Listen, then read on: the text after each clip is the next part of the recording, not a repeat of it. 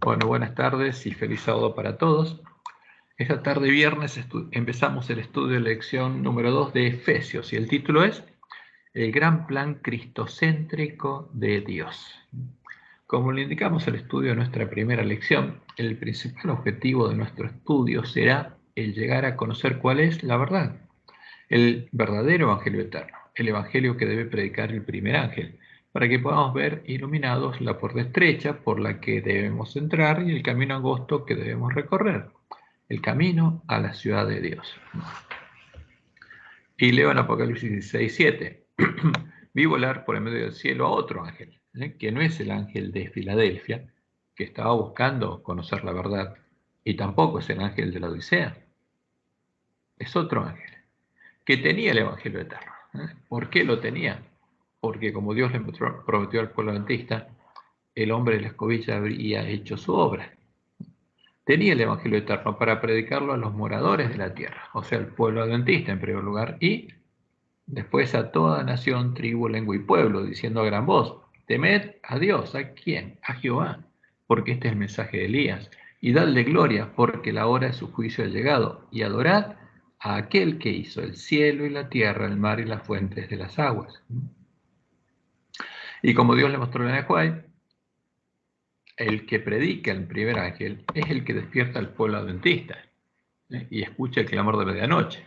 Y ella dice, ya te han registrado lo que Dios le mostró en su primera visión, como Dios me ha mostrado el camino que el pueblo adventista ha de recorrer en viaje a la santa ciudad. Ahora, si Elena es profeta de Dios y esta es profecía, quiere decir que el pueblo adventista va a recorrer el camino.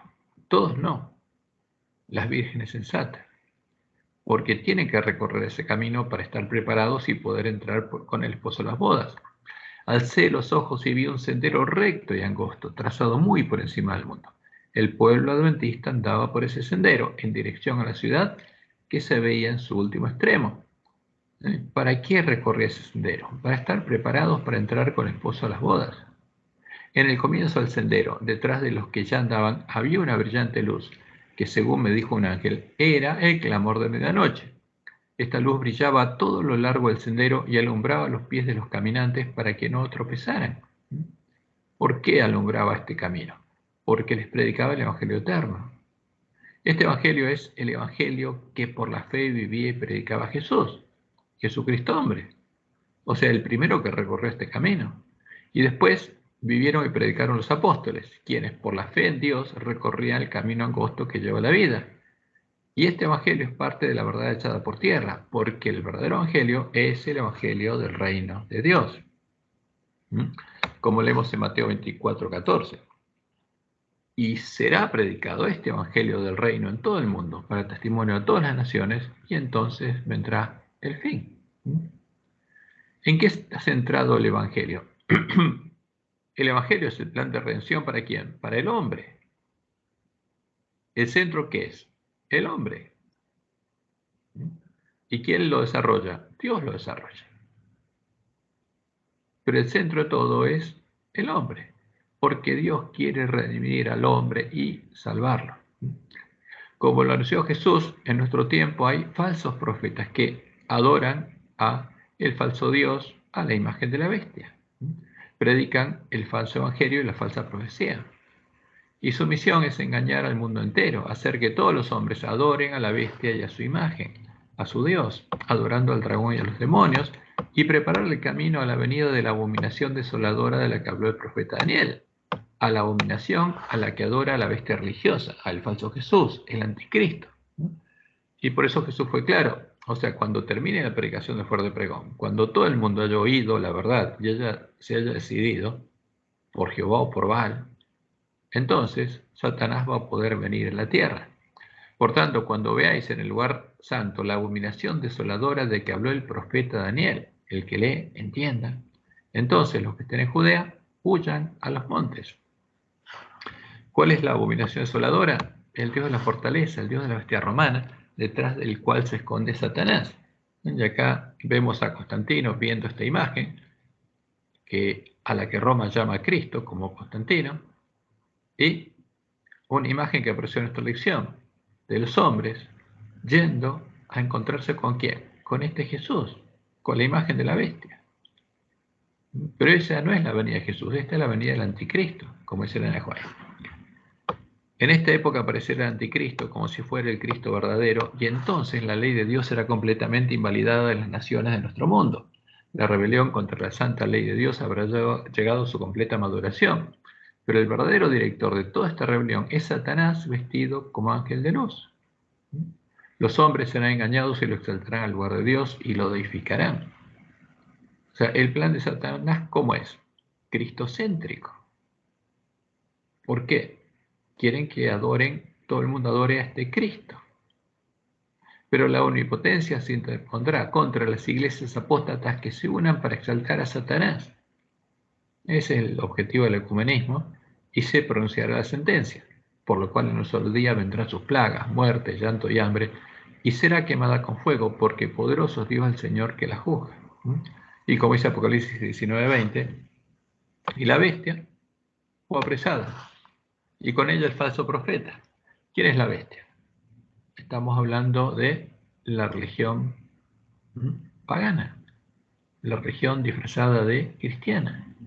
Y el falso profeta, las iglesias protestantes caídas, a las que se va a unir, ¿quiénes? La iglesia adventista nominal cuando Dios la deje. Los adventistas nominales, las vírgenes insensatas que no hayan recibido el sello de Dios. Y la bestia fue apresada y con ella el falso profeta que había hecho delante de ella las señales con las cuales había engañado a los que recibieron la marca de la bestia y habían adorado su imagen. Estos dos fueron lanzados vivos dentro de un lago de fuego que arde con azufre. Y estas son las mujeres, las agencias religiosas que llaman Cristo a Satanás y están trabajando para llevar adelante el plan divino de Satanás para evangelizar y engañar al mundo entero. Y como veremos, ese es el gran plan cristocéntrico de Satanás. Por eso Jesús fue claro. Entonces, si algunos dijeren, mirad, aquí está el Cristo, mirad, allí está, no lo creáis, porque Satanás viene simulando la segunda venida, porque se levantarán falsos cristos, existe nuestra traducción, pero lo que dice el original griego es un falso Cristo, porque se levantarán un falso Cristo y falsos profetas, y harán grandes señales y prodigios, de tal manera que engañarán, si fuere posible, aún a los escogidos. ¿Para qué? Para que adoren a este falso Cristo. Ya os lo he dicho antes, así que si os dijeren, mirad, está en el desierto, no salgáis, o mirad, está en los aposentos, no lo creáis, porque como el relámpago que sale del oriente y se muestra hasta el occidente, así será también la venida del Hijo del Hombre, porque donde quiera que estuviere el cuerpo muerto, allí se juntarán las águilas. Y lo triste es que en nuestra lección aparece la imagen de la bestia. Esta es la imagen que aparece en nuestra lección. ¿Qué vemos? Es la imagen que vio Constantino, al sol con la cruz y a la que le ha agregado el cuerpo muerto. O sea, el sol lo crean con las espinas y después ponen un crucifijo con un cuerpo muerto, como Roma adora al cuerpo muerto. Y eso es triste, porque el pueblo antista no tenía que hacerse ninguna imagen, está violando la ley de Dios. No te harás imagen, ninguna semejanza. ¿Y qué incluye en nuestra lección? Las imágenes de Roma, porque estamos adorando al Dios de Roma, al Dios de la bestia, a la imagen de la bestia. Como indica la verdadera profecía, la luz que tiene que encenderse y alumbrar nuestro camino en el lugar oscuro, cuando todas las vírgenes que salieron a recibir al esposo se durmieran, nosotros también seríamos engañados por los enemigos que habrían entrado en el campo del padre familia y nos habrían dado a beber del vino el furor de la fornicación de la gran Babilonia. Por eso estaríamos adorando a la imagen de la bestia, al dios de la bestia, el dios de Jezabel y de los lobos vestidos de ovejas, y estaríamos creyendo en la falsa profecía y en el falso evangelio que predica el falso profeta del Apocalipsis. Porque la profecía se tiene que cumplir, es segura, y como dice Ezequiel 8:16, y me llevó al atrio de adentro la casa de Jehová, y aquí, junto a la entrada del templo de Jehová, entre la entrada y el altar, o sea, fuera del templo de Jehová, en el atrio, con 25 varones, sus espaldas vueltas al templo de Jehová y sus rostros hacia el oriente. ¿Y adoraban a quién? Al sol, al dios de Babilonia, postrándose hacia el oriente. Y esa profecía se cumple. se está cumpliendo en nuestra iglesia. Tenía que cumplirse, es la palabra profética más segura, porque Dios sabía lo que Satanás buscaría hacer con nosotros. Y esto está pasando, porque estamos adorando a la imagen de la bestia, llamándola Dios y Cristo. Y le estamos dando la espalda al lugar donde está el camino que tenemos que recorrer, al templo de Dios. Y no estamos preparados para recibir el sello de Dios, ni para ir con Jesús a la batalla, como dice Apocalipsis 11, 1 y 2. Entonces me fue dada una caña semejante a una vara de medir, y se me dijo, levántate y mide el templo de Dios y el altar y a los que adoran en él. Entonces el primer ángel que hace, anuncia que la hora del juicio de Dios ha llegado, el tiempo en el que es medido el templo de Dios y el altar y a los que están dentro del templo de Dios y adoran a Jehová en el templo de Jehová. Pero el patio que está fuera del templo, donde están los 25 varones ancianos adorando el sol, déjalo aparte y no lo midas, porque ha sido entregado a los gentiles. ¿Con quién estaríamos? Con los gentiles, con los paganos. Y ellos hollarán la ciudad santa 42 meses. Son los que persiguieron y asolaron al pueblo que era parte del templo de Dios, hasta echar por tierra el lugar santuario de Dios y la verdad. Y nosotros estaríamos con esos gentiles adorando al Dios de los gentiles. Y por esa causa estaríamos fuera del templo de Dios, en el atrio del templo, junto a los gentiles, en la condición del ángel de la Odisea, y seríamos desventurados, miserables, pobres, ciegos y desnudos. Pero en nuestra ceguera nos creeríamos ricos. Y eso es lo triste. No es como Jesús nos dice, porque tú dices, yo soy rico, y me he enriquecido, y de ninguna cosa tengo necesidad, y no sabes que tú eres un desventurado, miserable, pobre, ciego y desnudo. Y esa sería nuestra condición, la condición contraria a la del ángel de Esmirna. Al pueblo conocía a su Dios y se esforzaba y actuaba. ¿Qué pasaría cuando fuéramos despertados por el clamor de la medianoche? Cuando escucháramos el mensaje de Elías y arregláramos nuestras lámparas. Todas las vírgenes sensatas llegarían a recuperar el conocimiento de la verdad y a tener la fe de Jesús y de la iglesia primitiva. Y entonces, como los miembros de la iglesia primitiva, probarían a los que se dicen ser apóstoles y no lo son, y los hallarían mentirosos. Se darían cuenta de que el tesoro, ¿no?, que tienen, lo que creían que era su tesoro, es un conjunto de mentiras. Escribe al ángel de la iglesia en Éfeso, el que tiene las 7 estrellas en su diestra, el que anda en medio de los 7 candeleros de oro, dice esto: yo conozco tus obras y tu arduo trabajo y paciencia, y que no puedes soportar a los malos, y has probado a los que se dicen ser apóstoles y no lo son, y los has hallado mentirosos. Eso es lo que hacía la iglesia primitiva, conocía la verdad, que basaba su fe en las escrituras del Antiguo Testamento, y probaba, como los bereanos probaron a Pablo. Y si no eran apóstoles de Dios, los hallaban mentirosos. Y has sufrido, y has tenido paciencia, y has trabajado arduamente por amor de mi nombre, y no has desmayado. Un mentiroso miente porque no predica ni enseña la verdad, sino la mentira. Y esto lo hace debido a su ignorancia, como el ángel de la Odisea, o porque esa es su misión, como es el caso de los lobos vestidos de ovejas. Entonces, los siervos fieles a Dios, como lo hacía el ángel de Éfeso, empezarían a mostrar la diferencia entre la verdad y la mentira, haciendo la obra de Elías, como dice Malaquías 3, 16 al 18. Entonces los que temían a Jehová, porque Elías es el que teme a Jehová, hablaron, no se quedaron callados, hablaron cada uno a su compañero, y Jehová escuchó y oyó, y fue escrito libro de memoria delante de él para los que temen a Jehová y para los que piensan en su nombre, para los que quieren tener su nombre escrito en la frente.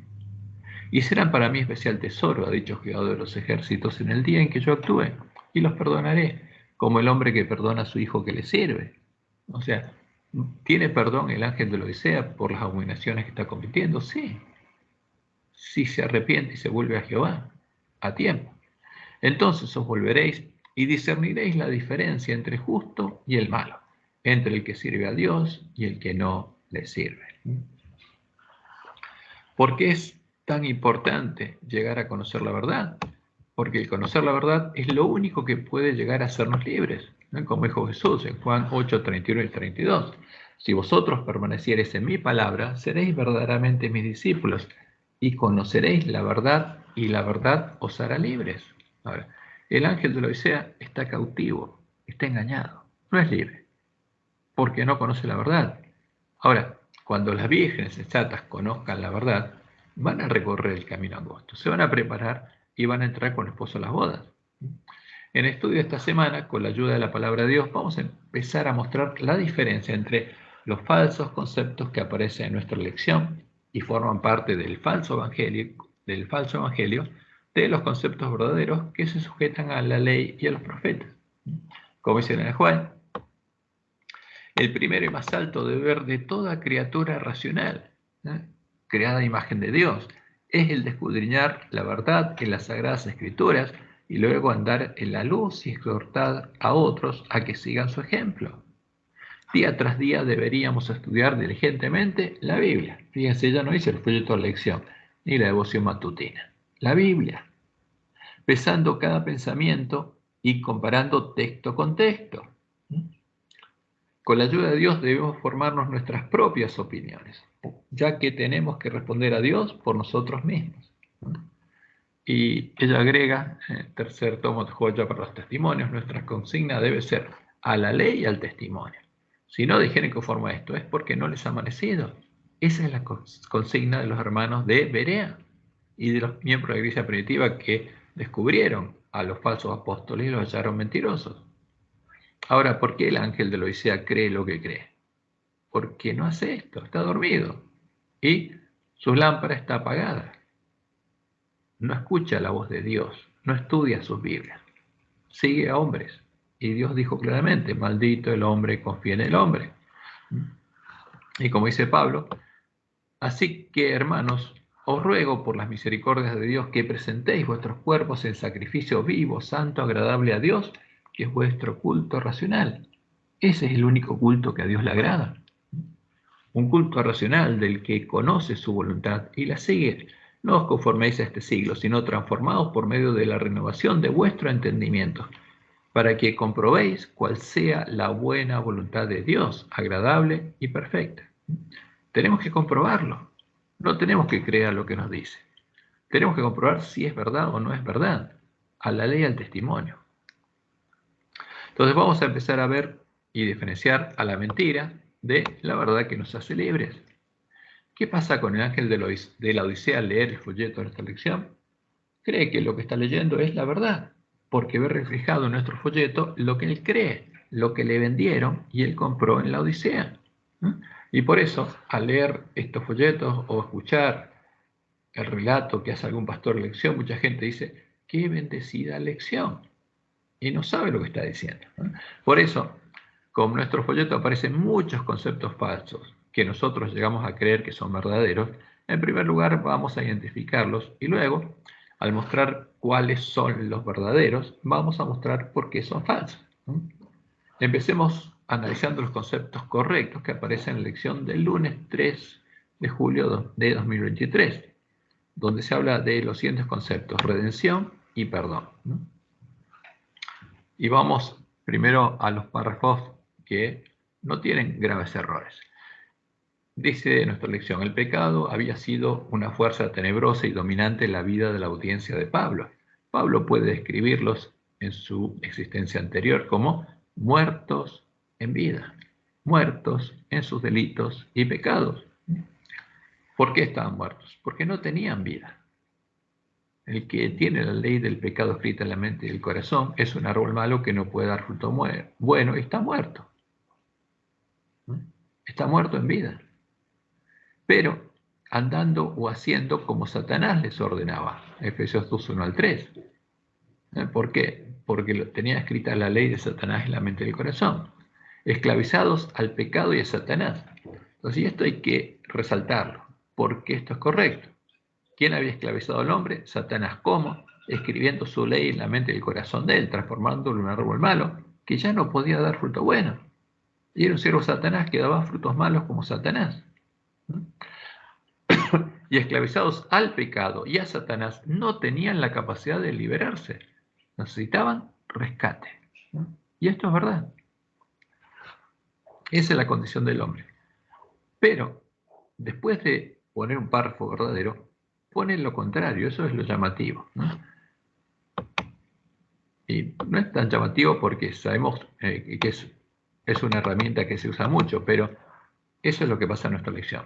Esto es correcto. Al llegar a conocer la ciencia del bien y el mal, la ciencia de Satanás, el hombre se convirtió en un árbol malo que solo puede dar frutos malos y no puede dar frutos buenos porque tiene un mal tesoro en el corazón que se lo impide. Jesús fue claro en Mateo 7:18. No puede el buen árbol dar malos frutos, ni el árbol malo dar frutos buenos. No puede dar frutos buenos el árbol malo. Entonces, el árbol bueno es esclavo de qué, es siervo de qué, de la ley que tiene escrita en la mente del corazón. Y el árbol malo es siervo de la ley que tiene escrita en la mente del corazón. Pero son dos leyes distintas. La clave está ahí en el corazón, como dice Jesús en Mateo 12:35. El hombre bueno, del buen tesoro del corazón, saca buenas cosas. Y el hombre malo, del mal tesoro del corazón, saca malas cosas. Entonces, ¿dónde está el problema? Es lo que tenemos en el corazón. Y Satanás esclavizó al hombre poniendo un mal tesoro en su corazón, transformándolo en un árbol malo que no puede dar fruto bueno. Por eso el hombre es esclavo de Satanás y del pecado. El hombre está muerto espiritualmente, es esclavo de Satanás y es esclavo del pecado, es esclavo de la ley del pecado escrita en su mente y en su corazón y no tiene posibilidad de liberarse de la esclavitud. Por eso necesitamos dos cosas. Primero, ser redimidos de la esclavitud en la que Satanás nos esclavizó, ser comprados por precio, para que Satanás ya no pueda reclamarnos como suyos. Como dice nuestra lección, la palabra griega traducida por redención en Efesios 1:7 es apolustrosis, que originalmente indicaba la compra de la libertad de un esclavo o pagar para liberar a un cautivo. ¿Quién pagaba? El que quería que esa persona fuera libre, porque el cautivo no podía pagar por sí mismo, otro tenía que pagar. ¿Y a quién le pagaba? Al que lo tenía esclavizado o cautivo. Cuando el Nuevo Testamento habla de la redención, destaca el costo de liberar a los esclavos, a nosotros, a los esclavos del pecado. ¿A quién se le paga el precio necesario para darle libertad a un esclavo? Y el rescate se le paga a el dueño o el amo del esclavo, que lo tiene esclavizado o cautivo. Y eso es claro. Y como nuestra lección dice que somos esclavos de quién, de Satanás y del pecado, ¿a quién hay que pagarle? Y es claro. ¿Quién nos reclamaba y nos reclamaba como propios? Satanás, el que nos acusaba delante de nuestro Dios día y noche, como lo hizo con Job, reclamándonos como propios, como parte de sus siervos, de los que hacemos su voluntad y seguimos sus caminos, hasta que Dios nos redimió con la sangre de su Cordero y lo echó en su presencia. Como leemos en Job 1, del 6 al 11. Un día vinieron a presentarse delante de Jehová los hijos de Dios, los seres no caídos, entre los cuales vino también Satanás. Y dijo Jehová a Satanás, ¿de dónde vienes? Respondiendo Satanás a Jehová, dijo, de rodear la tierra y de andar por ella. ¿Por qué? Estaba reclamando la tierra como su reino. Y Jehová dijo a Satanás, ¿no has considerado a mi siervo Job, que no hay otro como él en la tierra, varón perfecto y recto, temeroso de Dios y apartado del mal? O sea, no son representantes de toda la tierra. ¿Por qué? Hay siervos míos. Respondiendo Satanás a Jehová, dijo, ¿acaso teme Job a Dios de balde? ¿No le ha acercado alrededor de él y a su casa y a todo lo que tiene? Al trabajo de sus manos has dado bendición, por tanto, sus bienes han aumentado sobre la tierra. O sea, ¿por qué teme Job? Porque lo estás comprando. Pero extiende ahora tu mano y toca todo lo que tiene, y verás si no blasfema contra ti en tu misma presencia. Ahora, es alguien comprado. Es como Balaam, que se vende. Satanás se estaba proyectando, pero Job no era así. Y en Juan 12, 31 al 32, Jesús fue claro, porque cuando él muriera, Dios nos redimiría. ¿Y qué pasaría con Satanás? Ya no podría entrar a la presencia de Dios a reclamarlos. Ahora es el juicio de este mundo, ahora el príncipe de este mundo será echado fuera. Y yo, si fuese levantado de la tierra, a todos atraeré a mí mismo. ¿A quiénes? A los esclavos del pecado.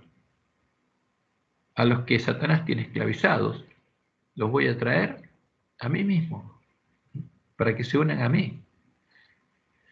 Y también necesitamos, aparte de ser redimidos, ser librados de la ley del pecado escrita en nuestra mente y en nuestro corazón. Lo que Dios solo podría hacer después de redimirnos, escribiendo nuevamente su ley en nuestra mente y en nuestro corazón, para transformarlos en un árbol bueno que solo puede dar frutos buenos. Y es siervo de ¿qué? De la justicia, no del pecado. Si Dios no hace esta segunda parte, que es la promesa del Evangelio del Reino de Dios, seguimos siendo esclavos del pecado. Y eso es lo que le pasa al ángel de la Odisea. Ahora, ¿Dios pagó el precio de nuestra redención? Sí. ¿Y por qué somos desventurados, miserables, pobres, ciegos y estamos desnudos? ¿Por qué? Porque no conocemos la verdad y la verdad no nos hizo libres y no pudimos entrar al reino de Dios. Y Dios no pudo hacer la obra que prometió hacer. Ahora, ¿qué pasó cuando Dios nos libró? Apocalipsis 12, 9 y 10. Y fue lanzado fuera el gran dragón, la serpiente antigua que se llama Diablo y Satanás, el cual engaña al mundo entero. Fue arrojado a la tierra y sus ángeles fueron arrojados con él. Entonces oí una gran voz en el cielo que decía: ahora ha venido la salvación, el poder y el reino de nuestro Dios. ¿Y cuándo fue ese ahora? En el año 31, específicamente en Pentecostés del año 31. Ahora ha venido la salvación, el poder y el reino de nuestro Dios y la autoridad de su Cristo, porque ha sido lanzado fuera el acusador de nuestros hermanos, el que los acusaba delante de nuestro Dios día y noche. Porque ya no los podía acusar más. Dios nos había comprado por precio. O sea, Dios no negó nuestros pecados. Al contrario, pagó justamente para redimirnos. Y pagó por perdonar nuestros pecados y hacerse responsable, pagar por ellos. Por eso, los cristianos redimidos que vendrán al reino de Dios, como dice Pablo en 2 Corintios 5, 17, habían nacido de Dios y Dios estaba haciendo en ellos lo que había prometido, creándolos de nuevo, a su imagen. De modo que si alguno está en Cristo, nueva criatura es. Las cosas viejas pasaron, he aquí, todas son hechas nuevas. ¿Qué tiene que hacer Dios? Todo tiene que hacerlo nuevo.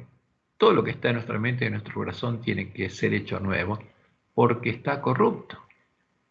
Las cosas viejas pasaron, aquí todas son hechas nuevas.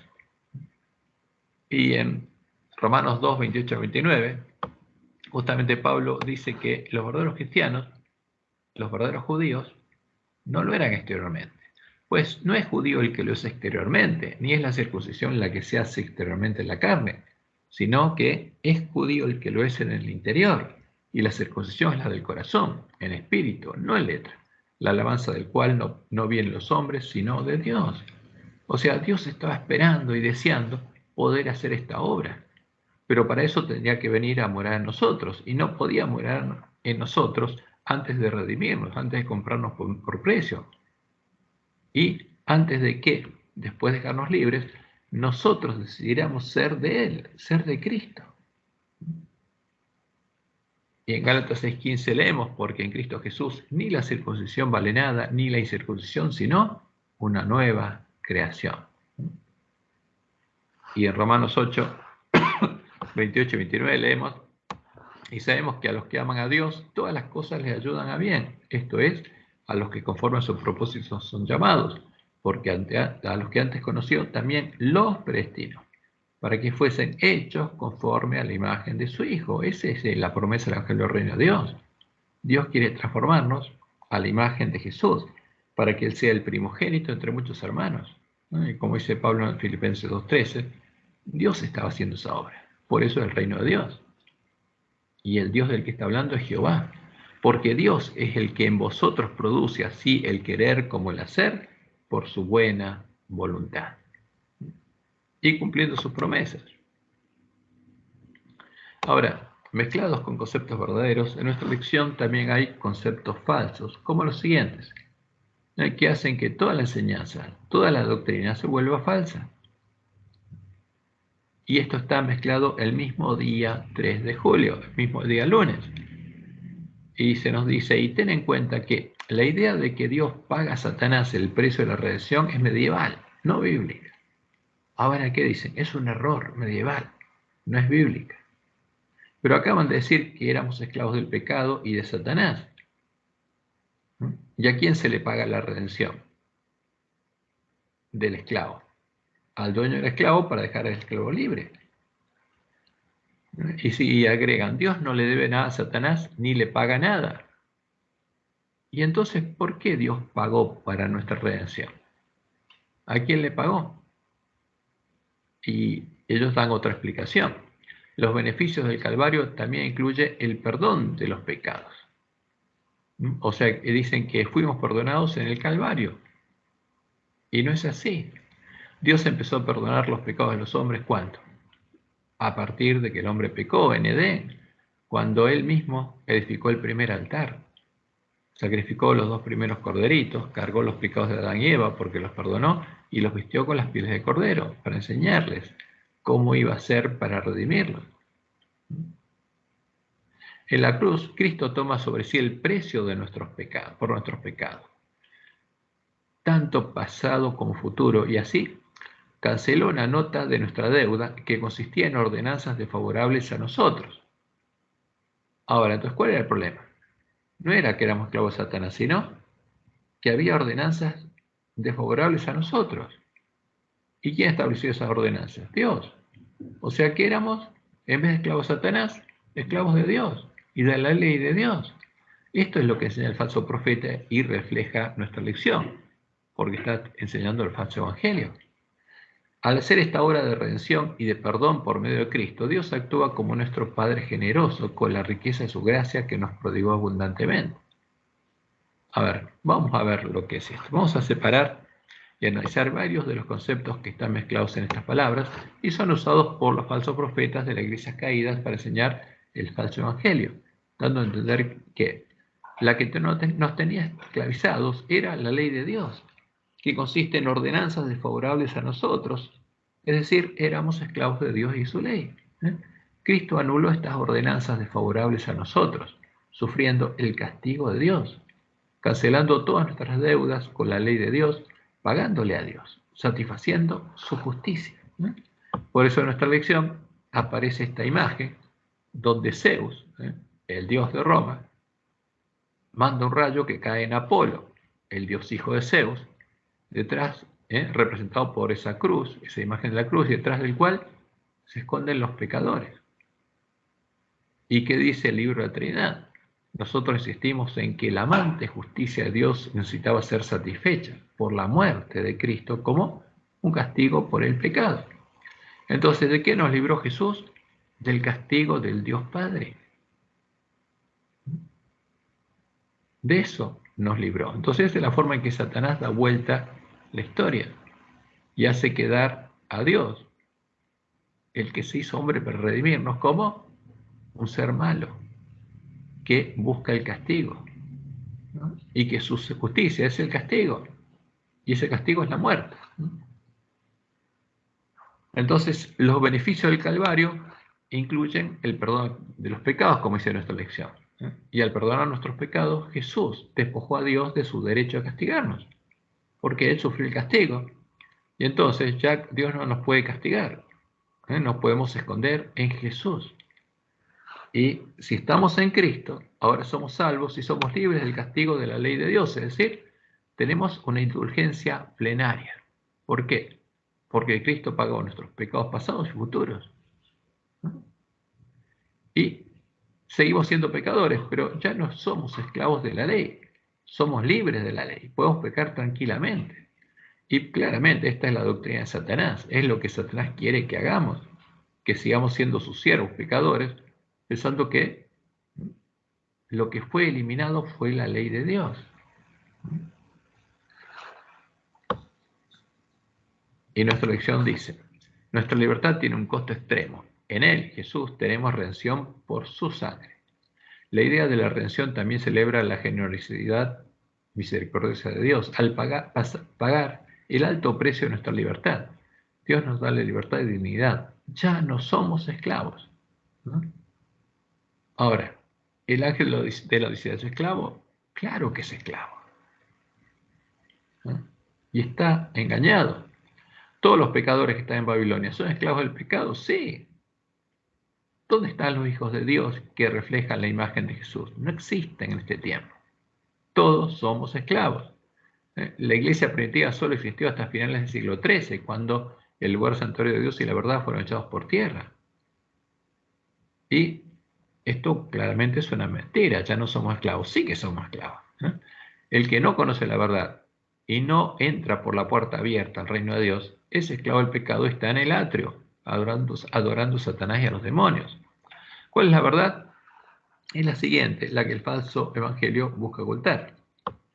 El que nos reclama como propios es Satanás, y para hacerlo usa nuestras infracciones a la ley de Dios, las actas que generan nuestras infracciones, las actas que no son contrarias, como dice Pablo, porque Pablo está hablando de las infracciones nuestras a la ley, no de la ley, para mostrar que es su ley y no la ley de Dios la que está escrita en nuestras mentes y en nuestros corazones, que somos sus siervos, somos de Él, y que no somos siervos de Dios.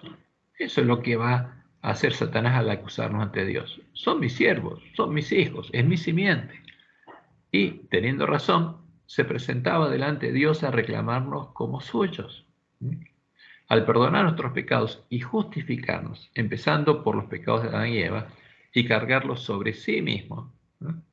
Fíjense, el castigo de Dios, ¿a quién va a castigar Dios si los carga sobre sí mismo? ¿Se va a castigar a sí mismo? Trasladándolos a su santuario, Dios también es deudor ante la ley y debe pagar esta deuda, para llegar a ser declarado justo, para que el santuario pueda ser purificado de todos los pecados perdonados a sus hijos. Y por supuesto, Satanás también usaba esta deuda para decir que Dios no era justo, como leemos en Isaías 43, 23 al 25. No me trajiste a mí los animales de tus holocaustos, ni a mí me honraste con tus sacrificios. No te hice servir con ofrenda, ni te hice fatigar con incienso. No compraste para mí caña aromática por dinero, ni me saciaste con la grosura de tus sacrificios, sino pusiste sobre mí la carga de tus pecados. O sea, cuando el pueblo de Israel iba al santuario para que Dios lo perdonara, ¿qué pasaba? Dios lo perdonaba. ¿Y qué hacía? Cargaba sus pecados, se hacía responsable de pagar los pecados que le perdonaba a sus hijos. Pusiste sobre mí la carga de tus pecados, me fatigaste con tus maldades. Yo soy el que borro tus rebeliones por amor de mí mismo y no me acordaré de tus pecados. ¿Cómo hacía? Los perdonaba por misericordia y por gracia. ¿Y tenía algo que pagar el pecador? Nada, nada. Dios se hacía cargo de todo. Ahora, al cargar nuestros pecados, Él tenía que ser justificado. Y como dice Isaías 5:16, pero Jehová de los ejércitos será exaltado en juicio. El Dios Santo será santificado con justicia. Eso es lo que tiene que pasar el día de la expiación. Dios tiene que pagar con justicia y tenía que manifestar su justicia. ¿Cuál es la justicia de Dios? Nuestros pecados no fueron perdonados en la cruz. Eso es una mentira. Esta es la afirmación de los que niegan el continuo, negando la obra sacerdotal de Jesús, la obra de Dios y la obra sacerdotal de Jesús. Nuestros pecados conscientes solo pueden ser perdonados por Dios durante el continuo si acudimos a Él y confesamos nuestros pecados, confiando en que la sangre de su Cordero nos limpia todo pecado y que Jesús intercede por nosotros, para que Dios pueda perdonarlos, quitarlos de nosotros y cargarlos, trasladándolos a su santuario. Como dice Pablo en Romanos 8, 33 al 34, porque Pablo no enseñaba que ya nuestros pecados futuros fueron pagados en la cruz. Eso es una mentira. Y él dice, ¿quién acusará a los hijos de Dios? Dios es el que justifica. ¿Quién es el que condenará? Cristo es el que murió, más aún el que también resucitó, el que además está a la diestra de Dios, el que también intercede ante quién, ante Dios por nosotros, actuando como nuestro sacerdote. Y el sacerdote no perdona pecados, el único que perdona pecados es Dios. Por eso Juan, en 1 Juan 1:9 dice lo siguiente, si confesamos nuestros pecados, si confesamos, es condicional, no fueron pagados en la cruz, no. Dios hizo provisión para el perdón de nuestros pecados, pero no perdonó nuestros pecados en la cruz.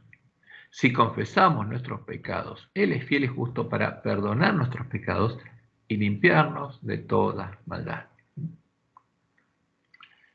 Y en el día de la expiación, el santuario solo puede ser purificado con la sangre del macho cabrío sobre el cual cae la suerte por Jehová. El macho cabrío que representa a Jehová, mostrándonos que Jehová debería hacerse hombre y vencer al pecado en la carne, nuestra carne, para llegar a ser un cordero sin mancha que tomara nuestro lugar y muriera en el lugar en el que tenemos que morir nosotros. ¿Dónde? En el reino del príncipe de este mundo. Y de ese modo, fíjense, llegar a ser la justicia de Dios, con la que Dios pueda ser declarado justo en su juicio, y el santuario pueda ser purificado. Y echará suertes a Aarón sobre 2 machos cabríos, una suerte por Jehová y otra suerte por Satanás, por Azazel. Y hará traer a Aarón el macho cabrío sobre el cual cayere la suerte por Jehová, el que representa a Jehová, y lo ofrecerá en expiación. Sin esa sangre, el santuario no puede ser purificado. ¿Quién tiene que morir? El que perdonó y se hizo responsable para pagar nuestros pecados. Jehová debería hacerse hombre. Ese es el verdadero evangelio. Y justamente también redimirnos de la esclavitud del pecado, no solamente llegar a ser la justicia con la cual el santuario será purificado, sino redimirnos de la esclavitud del pecado, dándonos la posibilidad de poder elegir ser libres, salir del reino del príncipe de este mundo y entrar al reino de Dios, el lugar a donde Él vivía y merecía seguir viviendo, y nacer de Dios. ¿Por qué? Porque Jesús murió ¿dónde? En medio de la gran ciudad que se llamaba Babilonia, Sodoma y Egipto, en medio del reino del príncipe de este mundo. Porque sin tener pecado, Satanás lo mató. ¿Y qué pasó? Y al tomarlo a Satanás a Jesús, tuvo que liberarnos a nosotros, porque Jesús tomó nuestro lugar para que nosotros pudiéramos tomar el lugar de Él. Y así de ese modo Dios nos redimió. En el mundo estaba, como dice Juan 1, 10 al 13, y el mundo por Él fue hecho, pero el mundo no le conoció. O sea, Jesús vino, Jehová se hizo hombre y vino, y como lo había anunciado, Juan le preparó el camino a Jehová. Pero el mundo no le reconoció. A los suyos vino y los suyos no le recibieron.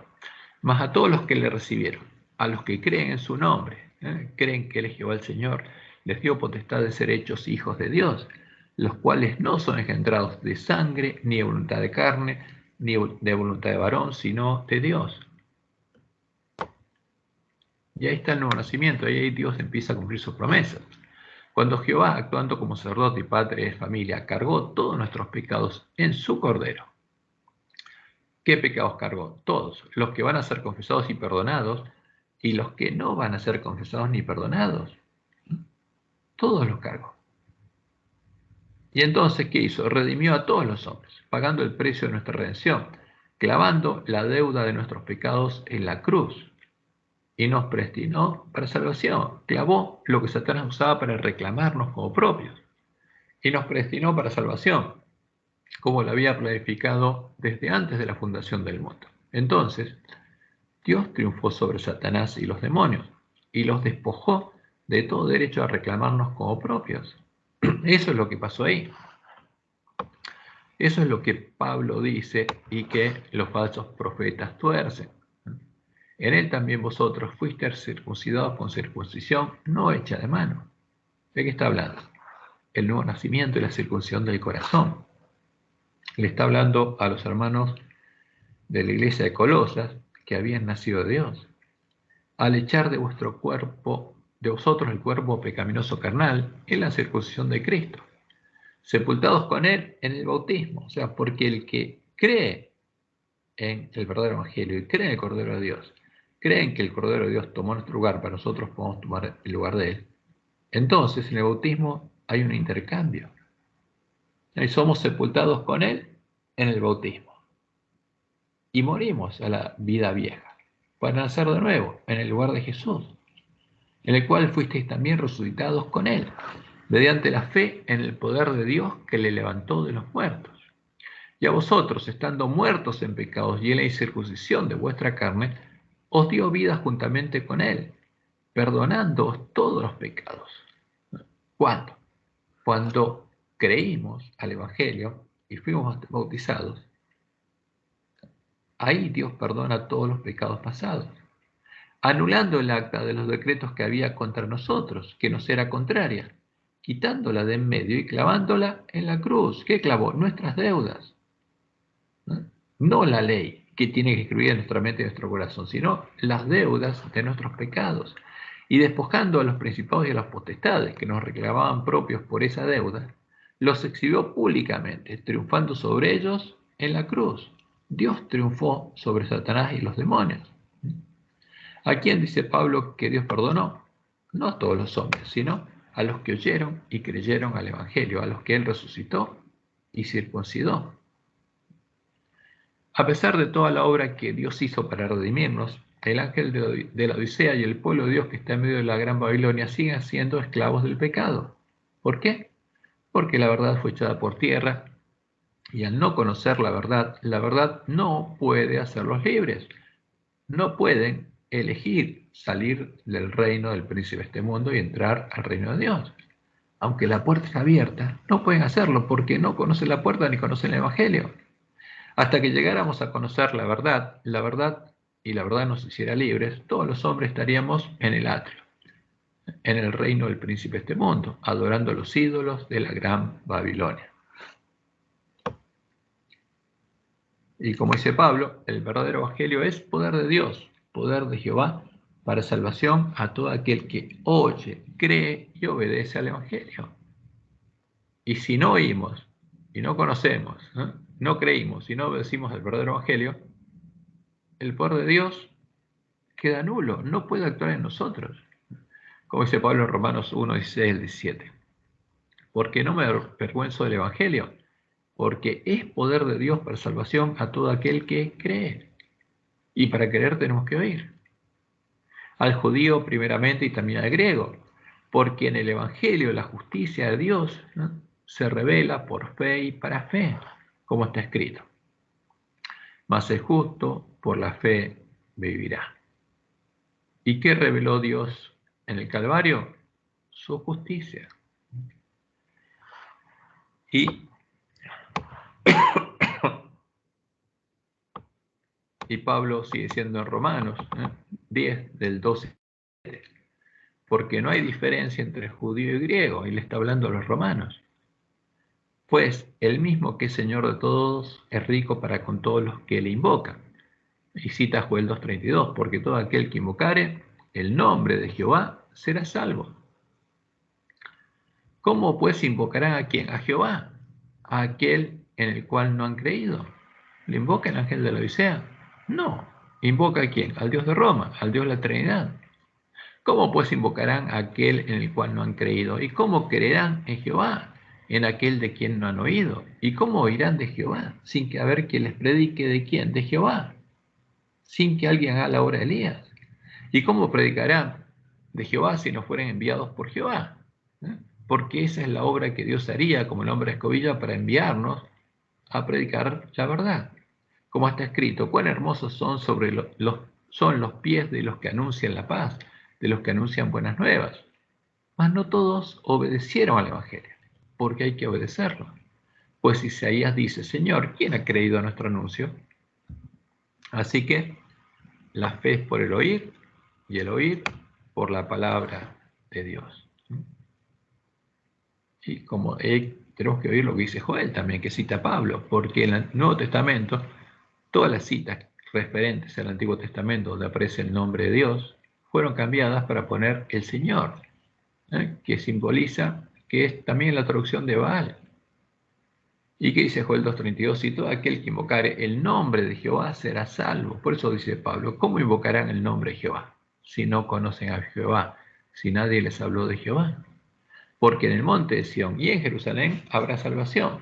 Pues esto es una profecía para el tiempo del fin, porque en el monte de Sión van a estar los 144.000, en Jerusalén, en la iglesia triunfante, como ha dicho Jehová, y entre el remanente al cual él habrá llamado en primer lugar. Y por eso Pablo le dice a los Efesios, y lo vamos a ver justamente en la próxima lección, ¿qué le está diciendo?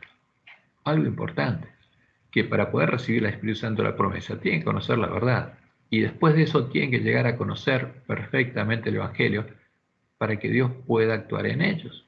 Por esta causa también yo, habiendo oído de vuestra fe en el Señor Jesús y de vuestro amor para con todos los santos, no ceso de dar gracias por vosotros, haciendo memoria de vosotros en mis oraciones, para que el Dios de nuestro Señor Jesucristo, el Padre de gloria, porque cada vez que Pablo habla de Jesucristo hombre, nuestro Señor Jesucristo, ¿y de quién? De Jehová, el Padre de gloria, el Dios de nuestro Señor Jesucristo, porque está hablando de Jesús como nuestro hermano, como hombre.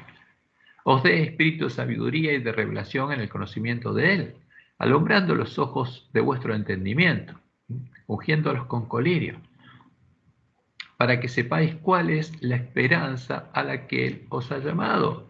O sea, ¿cuál es la verdadera esperanza? ¿Cuál es la esperanza que anuncia el Evangelio del Reino de Dios? ¿Cuál es la buena nueva?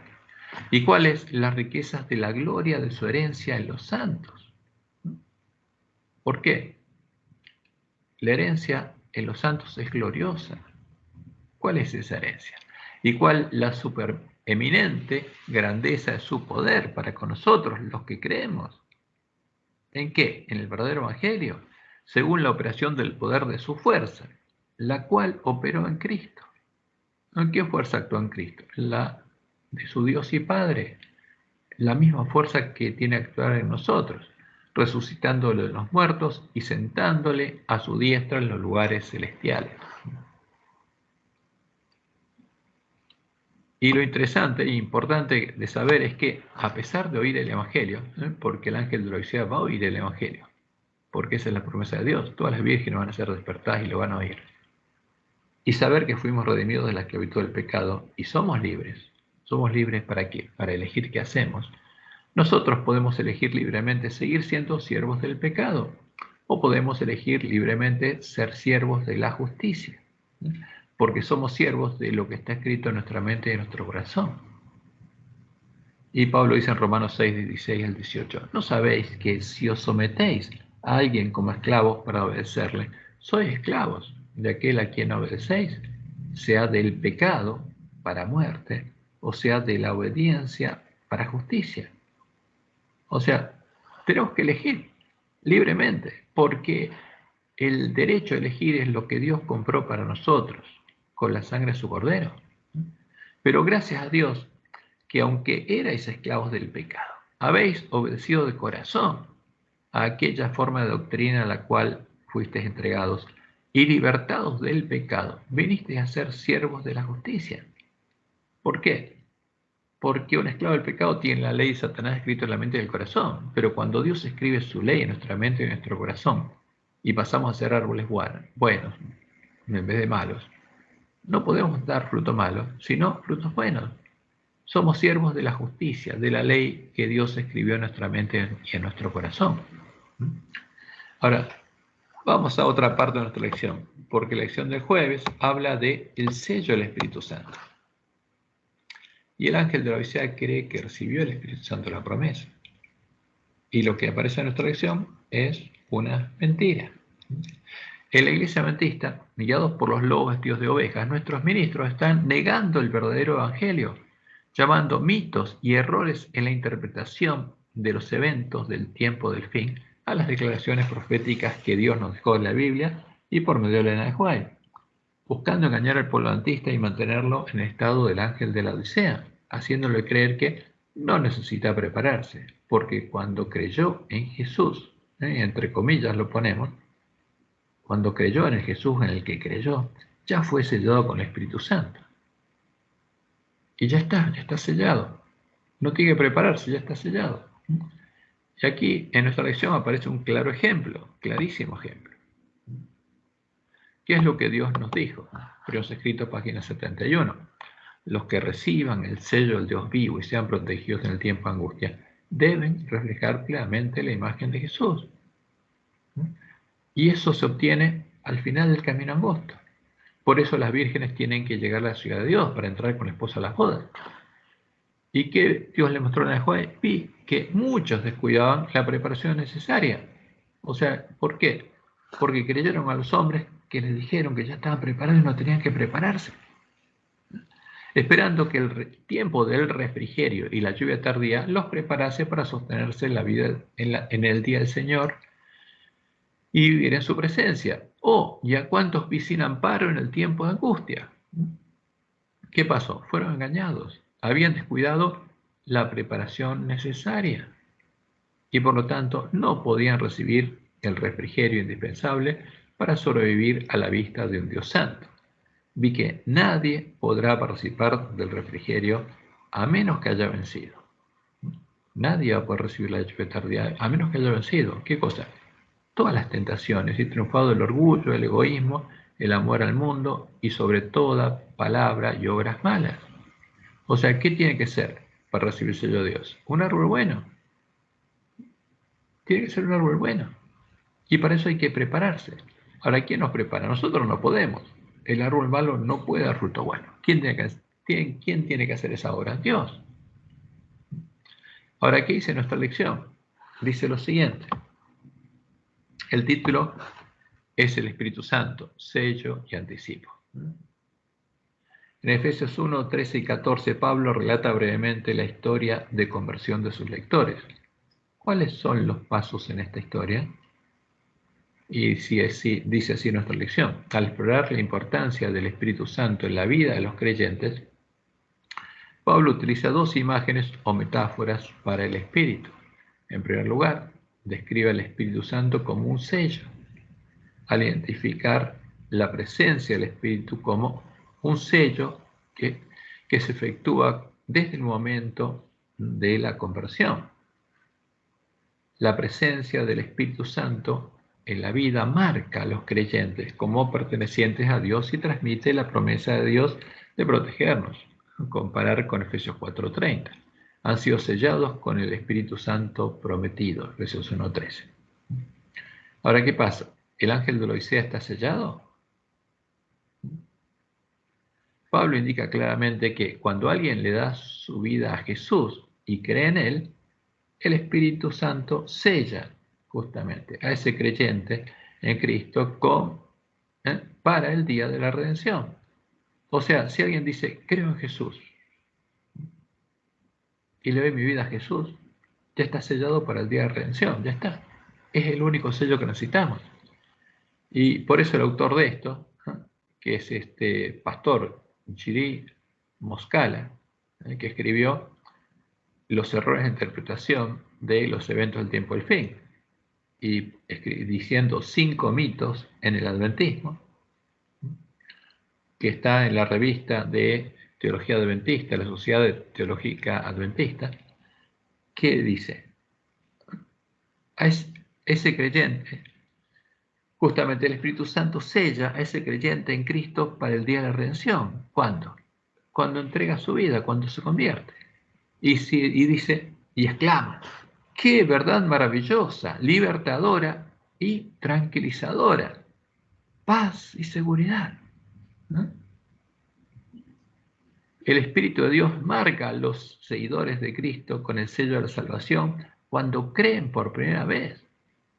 Y esto es una mentira. ¿Cuántos adventistas no van a estar preparados? Muchísimos. Y el que cree estas palabras, ¿qué va a hacer? Ya estoy sellado. Y es una mentira. Porque lo que Dios habla es de otro sello. No está hablando del mismo sello. Porque el sello de Dios, el tener el nombre de Dios escrito en la frente, implica que la obra del Espíritu Santo en nosotros se completó. Ahora, la segunda imagen que utiliza Pablo para el Espíritu Santo es la de garantía. El Espíritu Santo es la garantía de nuestra herencia, que señala hacia el momento en el que la herencia se entregará en su totalidad. Comparar con 2 Corintios 1, 22 y 5:5. A ver. ¿Cree en Jesús el ángel de la Odisea? Sí, cree en el Jesús definido en las 28 creencias fundamentales. Cree en el mismo Jesús en el que cree el pueblo de Dios que está cautivo en medio de las iglesias caídas, que está en Babilonia. El Jesús que es el Dios Hijo de la Trinidad. En ese Jesús cree el pueblo adventista. ¿Recibió al verdadero Espíritu Santo de la promesa cuando creyó en este Jesús? No, no lo recibió, porque no creyó a la verdad en la que creían los miembros de la iglesia primitiva. El pueblo conocía a su Dios, sino creyó a la mentira. Creyó en el falso Jesús, en el anticristo, en la abominación desoladora y en el falso evangelio. Por eso es desventurado, miserable, pobre, ciego y desnudo. Esa es la razón del mensaje de Jesús. Y Jesús lo dice claramente para que se despierte. Porque tú dices, yo soy rico y me he enriquecido y de ninguna cosa tengo necesidad. Porque está engañado. Y no sabes que tú eres desventurado, miserable, pobre, ciego y desnudo. Tampoco fue hecho habitación del Espíritu Santo que habita en la Gran Babilonia. No recibió al Espíritu Santo de la Trinidad. No fue hecho habitación de demonios, porque Dios lo sigue protegiendo hasta que sea despertado por el clamor de medianoche y escuche el mensaje de Elías. La plena predicación del mensaje de los tres ángeles. Escuche la verdad, la luz que ilumina el camino hacia Dios. Y acercándose Elías a todo el pueblo, dijo: ¿hasta cuándo claudicaréis vosotros entre dos pensamientos? ¿Hasta cuándo van a confundir a Jehová con Baal? Si Jehová es Dios, seguidle, y si Baal, id en pos de él. Y este mensaje separa ¿qué cosa? A los adoradores de Baal de los adoradores de Jehová, al trigo de la cizaña. Y vamos a ver cuál es el verdadero mensaje de Pablo a los Efesios. Vamos a empezar viéndolo ahora a grandes rasgos y después vamos a ir profundizando. En nuestro estudio vamos a poner línea sobre línea todas las palabras de Pablo y vamos a recuadrar las palabras de Pablo a los Efesios, pero no así las palabras de Pablo que encontramos en sus otras epístolas y se explican, o las palabras de las escrituras del Antiguo Testamento que las explican, siguiendo el método que Dios nos dio para arreglar nuestras lámparas. Entonces, como ven aquí, cuando vean recuadrado, esas son las palabras de Pablo en Efesios, y después es el estudio de esas palabras.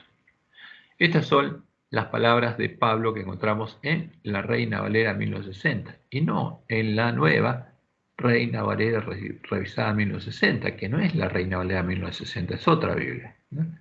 Y que usa nuestra lección, ya que sus palabras han sido aún más corrompidas de lo que estaban, para reflejar más claramente el falso evangelio que predica el falso profeta.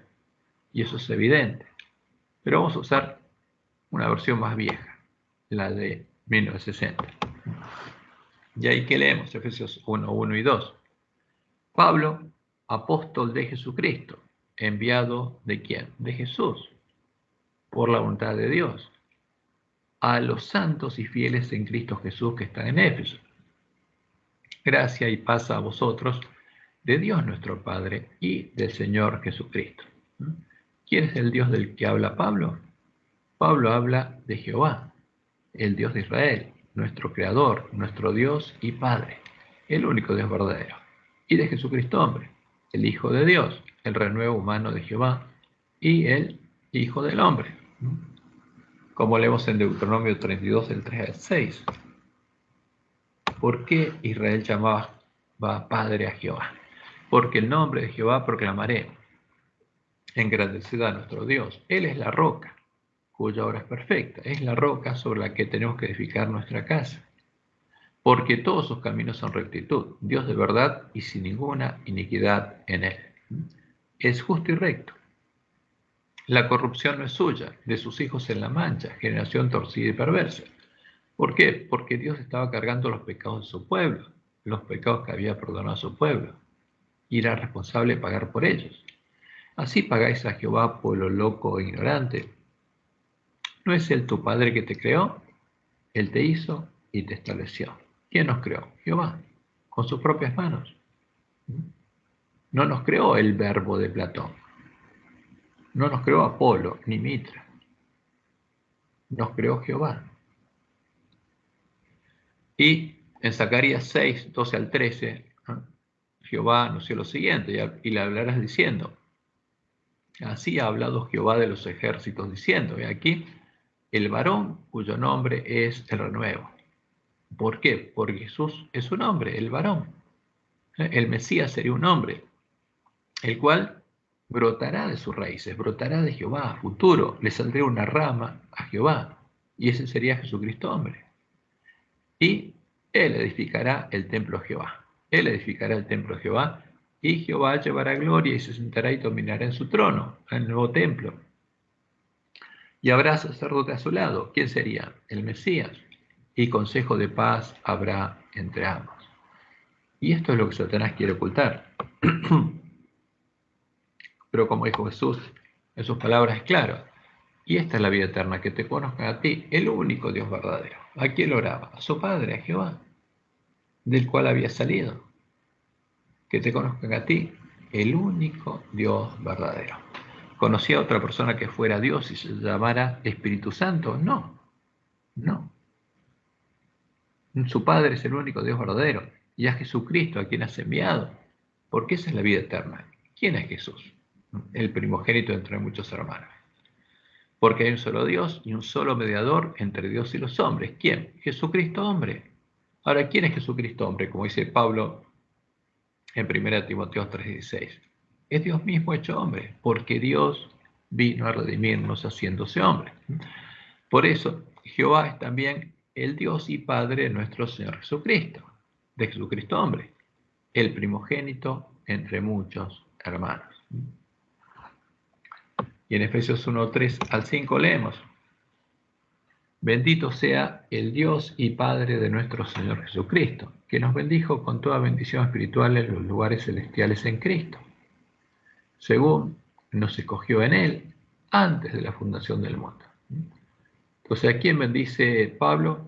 A Jehová, el Dios y Padre de Jesús, que dice, nos bendijo con toda bendición espiritual en los lugares celestiales en Cristo. O sea, no es algo futuro. Ya nos bendijo, dice.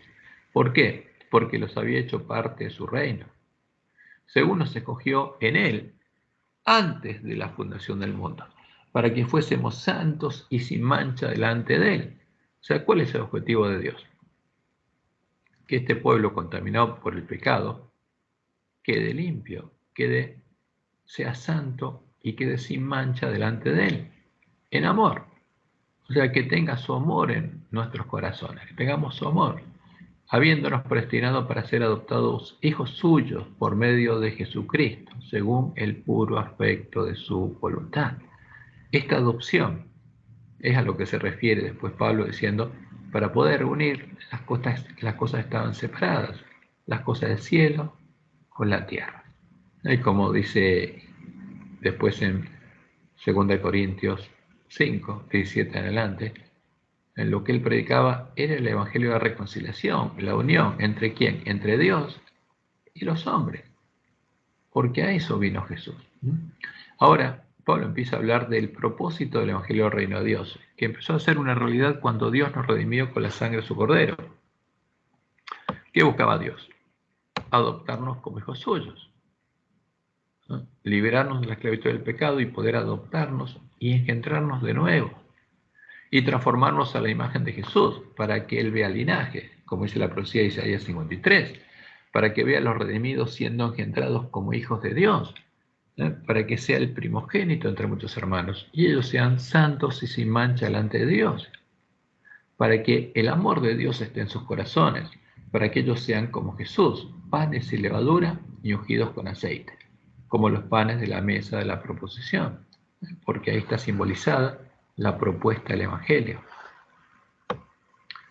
Y como leemos en Deuteronomio 36, y circuncidará a Jehová tu Dios tu corazón y el corazón de tu descendencia, para que ames a Jehová tu Dios con todo tu corazón y con toda tu alma, a fin de que vivas.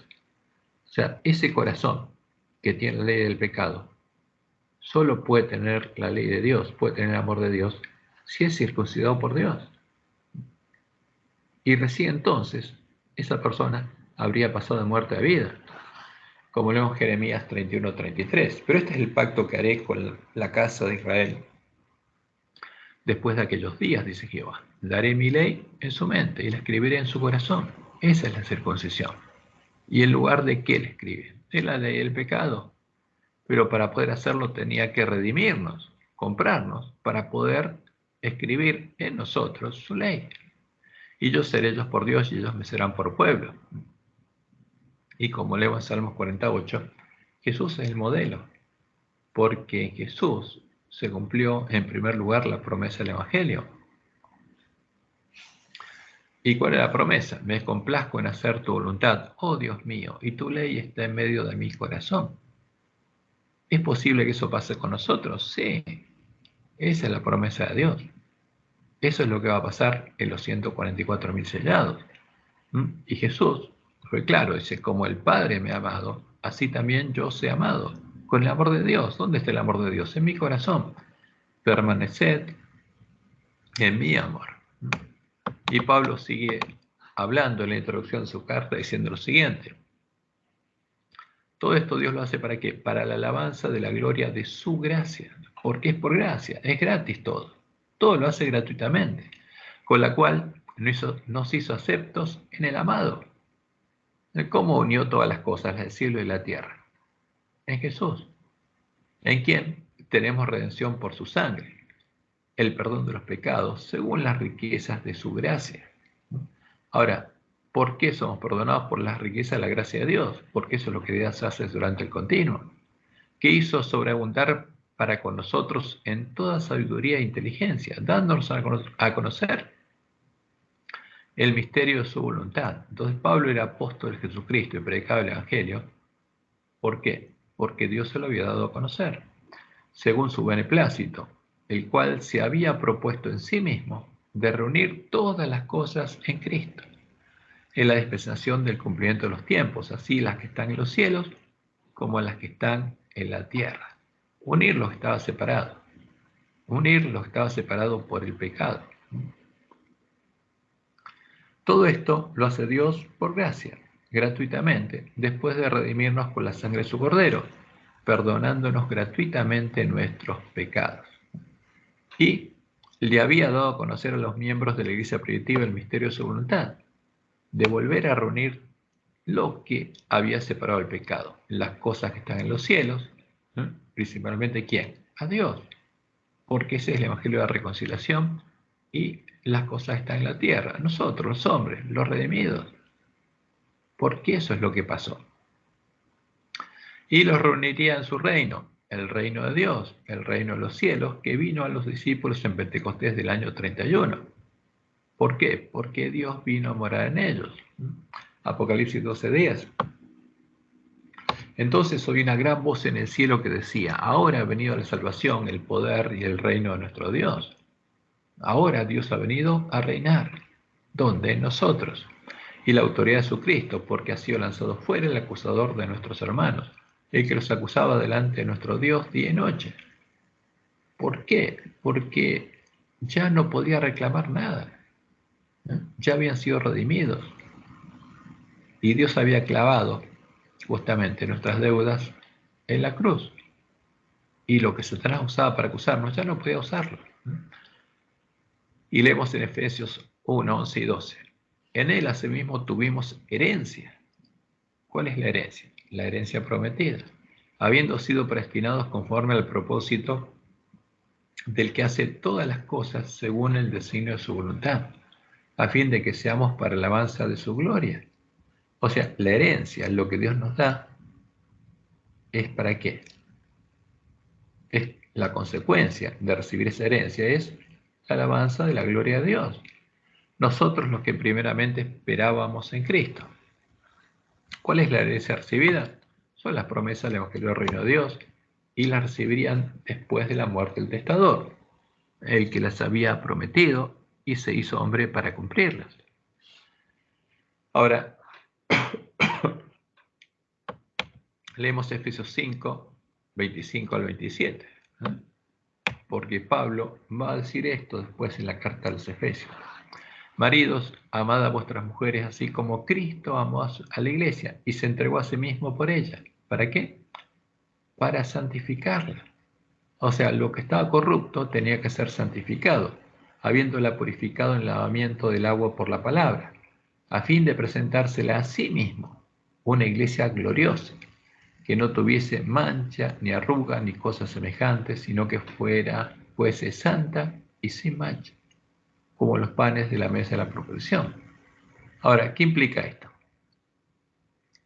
No implica árboles malos, implica árboles transformados en imagen de Jesús. Este es el fruto, la santificación, ¿no? Como leemos en Isaías 54:5. ¿Y quién se hizo hombre? El marido, para redimir a su esposa, porque tu marido es tu hacedor. ¿Quién es hacedor? Es Jehová, la roca, nuestro Padre. Jehová de los ejércitos es su nombre. Y tu Redentor, el Santo de Israel, Dios de toda la tierra será llamado. ¿Para qué se hizo hombre Dios? Para redimir a su esposa y presentársela a sí mismo como una esposa pura, sin mancha. Porque esa es la promesa. Y en Hebreos 9, 16 al 17, el autor de Hebreos dice que el que había prometido tenía que morir antes de que nosotros pudiéramos recibir la promesa.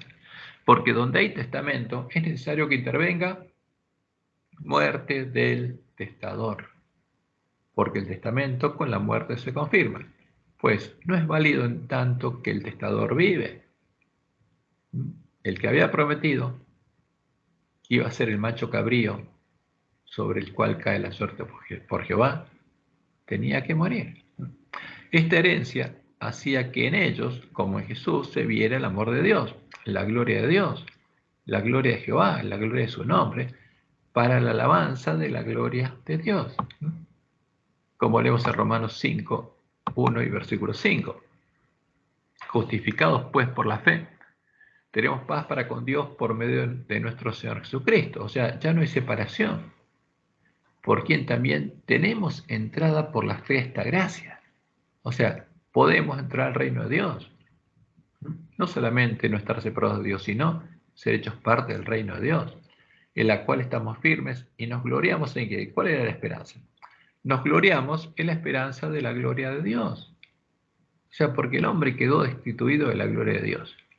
En vez de tener la ley de Dios en la mente y el corazón, tenía la ley de Satanás. Y no podía dejar de dar frutos malos. Ahora, ¿cuál es la gloria de Dios? ¿Por qué la esperanza de la gloria de Dios? Porque Dios prometió transformarnos a su imagen, ¿no? Para que su amor esté en nosotros, para que su carácter se vea en nosotros, para que su nombre esté escrito en nuestras frentes y su gloria se vea en nosotros. Y Pablo dice, y la esperanza de la gloria de Dios no avergüenza, porque el amor de Dios ha sido derramado en nuestros corazones por el Espíritu Santo que nos fue dado. ¿El amor de Dios fue derramado en el corazón del ángel de la Odisea? No, porque es miserable, desventurado, miserable, pobre, ciego y desnudo.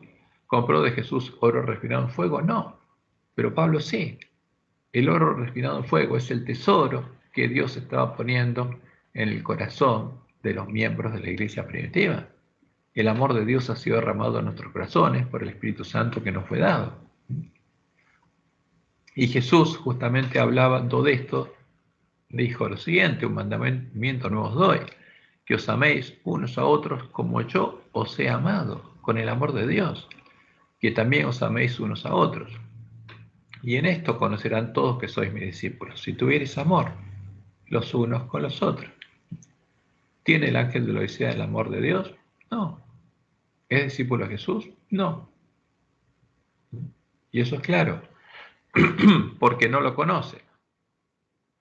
Y Pablo termina esta parte de su epístola, Efesios 1, 13 y 14, diciendo lo siguiente.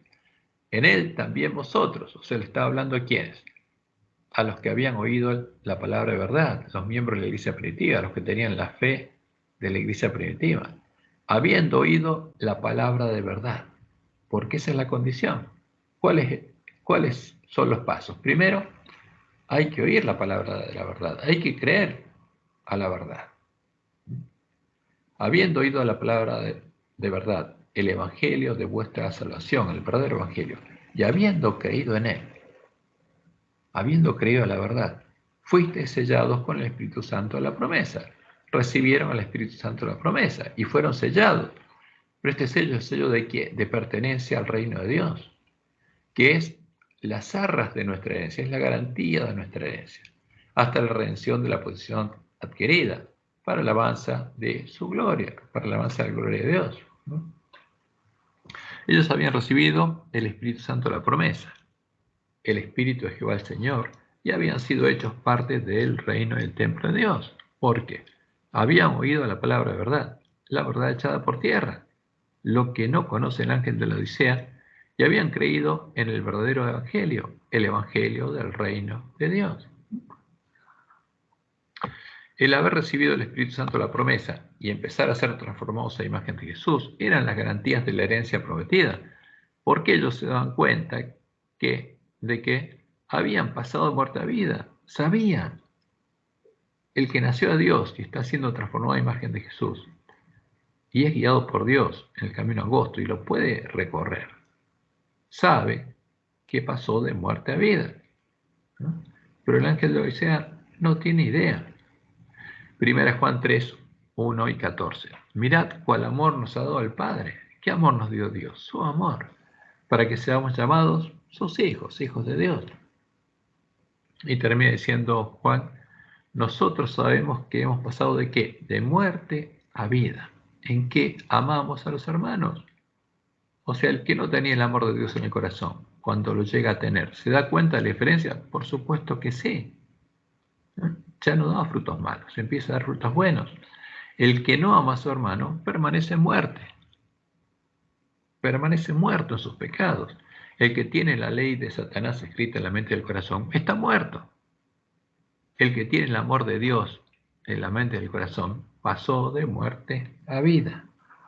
Y esa es la esperanza de la gloria de Dios, la promesa de Dios. Esta es la promesa que nosotros también recibiríamos cuando recuperáramos el conocimiento de la verdad, como escribió Elena de White. Primeros mensajes electos, tomo 1, página 121. Y esto lo dijo siendo parte de la iglesia de Filadelfia, siendo un ángel de Filadelfia. Un reavivamiento de la verdadera piedad entre nosotros es la mayor y más urgente de todas nuestras necesidades. El buscar esto debe ser nuestro primer trabajo. Debe haber un esfuerzo ferviente para obtener la bendición del Señor, no porque Dios no esté dispuesto a otorgarnos su bendición, sino porque no estamos preparados para recibirla. Había que prepararse para recibir la lluvia temprana. Y para la tardía, la preparación es recibir el sello de Dios. Nuestro Padre Celestial está más dispuesto a dar su Espíritu Santo a los que se lo piden que los padres terrenales a dar buenas dádivas a sus hijos. Pero habría que prepararse, había que conocer la verdad, había que oír, como los hermanos de Éfeso, la palabra de verdad, el Evangelio de nuestra redención, el verdadero Evangelio. Y por eso, en 1887, 43 años después de que Dios llamó al polantista, ella dice, cuando el camino esté preparado para el Espíritu de Dios, vendrá la bendición. ¿Y cuándo vendría? Después de que las vírgenes se durmieran, después que el enemigo hiciera su obra en el campo de padre de familia, cuando las vírgenes fueran despertadas por el clamor de medianoche y vieran iluminado el camino a la ciudad de Dios. Por eso ella escribió en el conflicto de los siglos, página 517. Antes que los juicios de Dios caigan finalmente sobre la tierra, habrá entre el pueblo del Señor un avivamiento de la piedad primitiva, cual no se ha visto nunca desde los tiempos apostólicos. ¿No? ¿Avivamiento de qué? De la piedad primitiva. Creeríamos en el mismo Jesús y en el mismo Evangelio, en la misma verdad. Y entonces el Espíritu y el poder de Dios serán derramados sobre sus hijos. Esa es la promesa. ¿Y cuál es la promesa para los que reciban el verdadero Espíritu Santo? La promesa de la esperanza de la gloria de Dios, la misma fe que tenían los miembros de la iglesia primitiva, y el mismo testimonio van a llegar a tener los sellados del pueblo adventista, ¿no? Y por supuesto, esto es lo que Satanás y sus siervos buscan impedir a toda costa. Buscan impedir que ocurra. Y esa es la razón de la predicación de la falsa doctrina y de la falsa profecía. Que Jehová los bendiga y los guarde y los guíe a toda verdad y que tengan un hermoso y bendecido sábado.